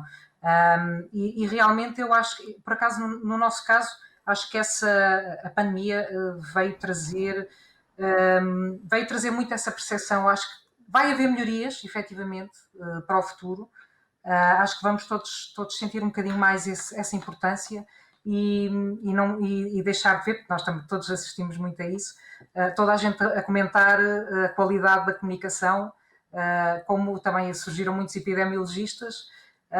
Acho que de facto todos temos que fazer esse caminho e de ir melhorando, e acho que de facto isso vai acontecer. Eu acho mesmo, tenho essa percepção, acho que todos aprendemos muito com isso e a importância dos profissionais desta área e de facto a experiência da Isabel noutras áreas é semelhante. Eu acho que isto é um problema global. Temos que ir fazendo o nosso caminho e mostrar a importância da comunicação desde o início, até mesmo em aconselhamento para a decisão, porque há materiais que precisam dos nossos inputs, que nós temos que ler enquanto leigos e perceber até que ponto é que eles são percepcionados. Isso não vão até inclusivamente causar problemas quando quando forem publicados. E temos um contributo válido de quem está fora do nível técnico. E isso penso que é também uma das nossas mais-valias, não é só comunicar, mas é preparar de facto o que vai sair. As nossas competências, aportar as nossas competências. Claro, Saímos todos claro a ganhar. E sai a ganhar a instituição. Claro que Eu sim, acho que sim. claro que sim. Muito isso. Nós, neste último ano da pandemia, nós também temos feito algumas ações que fizemos também no início deste ano sobre a comunicação. E eu já disse isto várias vezes e repito aqui para quem nos esteja também, para quem esteja a assistir a este nosso workshop. O que me motiva a mim e a vocês também, penso, de falar e de dar a cara sobre a comunicação e sobre a importância que a comunicação tem, não é para me dar visibilidade a mim, porque isso a mim não me interessa nada, é para dar visibilidade à profissão, para realmente mostrarmos de que a comunicação e de que os profissionais de comunicação não são profissionais de segunda linha que não têm importância e que são só chamados para fazer coisas bonitas. Não, os assessores de comunicação, os profissionais que trabalham na comunicação, têm um papel muito mais importante, têm um papel de estratégia, de gestão. Podem ajudar, efetivamente, as instituições a seguirem uma linha condutora de comunicação que lhes dê maior visibilidade. E que também consigam travar algumas situações de crise que, em vez de serem apeladas, podem ser minimizadas. É esse o nosso trabalho. O nosso trabalho não é só fazer flyers, não. O nosso trabalho não é só fazer materiais para as redes sociais. Exatamente. O nosso trabalho é muito mais do que isso. O nosso trabalho é produzir conteúdos. O nosso trabalho é definir uma estratégia de comunicação dentro de uma instituição, é estar ao lado dos órgãos máximos das instituições e dizermos, atenção, com esta situação pode dar nisto, pode ter estes resultados, qual é o caminho que queremos seguir? Quer dizer, é alertar, não é? É antecipar. E, portanto, é muito importante que os assessores de comunicação, e eu falo por mim porque eu tirei Relações Públicas, é o meu curso, e já na altura eu me debatia com isto. As relações públicas não são aqueles senhores por quem eu tenho um profundo respeito, mas que estão na entrada de um bar ou de uma discoteca. As relações públicas são muito mais do que isto. Portanto, eu acho que o que serve para as relações públicas serve aqui para qualquer área da comunicação. Nós somos muito mais do que aquilo que as pessoas pensam, e eu acredito que a pandemia, e quero crer que a pandemia consciencializou-nos para esta realidade. Só espero que isto não termine quando a pandemia terminar, não é? Portanto, é bom que os órgãos das instituições, quem está à frente das instituições, percebam efetivamente a importância destes profissionais e destes serviços. E, portanto, vou agora vou passar-vos a palavra para vocês deixarem também, se quiserem, uma última mensagem, visto que já são 6 da tarde. E eu terminava mesmo com esta mensagem. Espero que os profissionais de comunicação, as assessorias, continuem a ser valorizadas na sua real dimensão. Sim, eu acho que essa é a grande mensagem, não é? No fundo, mostrar porque é que mais do que... O nosso trabalho é um trabalho de bastidores. Nós, de facto, somos um bocadinho aquele... Estamos silenciosamente a trabalhar, não é? Suposto que não estamos a trabalhar como porta-vozes, no nosso caso específico. Temos que responder, de facto, às solicitações que nos são colocadas e solicitações também do público. E acho que realmente é o que vai... Eu quero crer que esse será um caminho que vai ser feito e que conquistámos aqui alguns patamares de confiança e de segurança para os próximos tempos, inclusivamente para ter equipas mais robustas para trabalharem nestas áreas. E que de facto que a comunicação seja vista como uma área muito mais abrangente, que de facto toca em todos os aspectos, toca no funcionamento interno da organização, nos fluxos informativos, toca de facto no contacto com o público, toca nas campanhas de comunicação, no contacto com os jornalistas, e esse papel de facto é importante porque é tão importante, ter o trabalho feito e mostrar que temos orientações feitas, mostrar que temos manuais, mas também temos que os comunicar e temos que os tornar claros para chegar para cumprir os nossos objetivos. O facto de eles existirem não chega, nós temos que os saber comunicar e fazê-los chegar onde é necessário, e portanto é esse o nosso papel. Portanto, eu também, a mensagem que tenho aqui é essa, também de esperança, de que realmente a assessoria de comunicação seja cada vez mais reconhecida dentro de qualquer organização, seja ela pública ou privada. E obrigada mais uma vez pelo convite. Obrigada pelo convite. Isabel? E o meu desejo é que, de facto, se deixe de contratar executores e que os decisores percebam que, quando contratarem competências na área da comunicação, quem vai ser valorizado são eles, não somos nós. Porque nós trabalhamos para lhes dar palco, nunca é para termos nós o palco. É verdade. Diana e Isabel, muito obrigada. Foram 2 horas de partilha fantásticas. Espero que quem esteja do outro lado, que também tenha gostado e tenha recepcionado aqui alguma informação nova e que possa ser enriquecedora também para as suas profissões. Muito obrigada mais uma vez à PA pelo convite. Obrigada a todas e até breve. Um beijinho grande.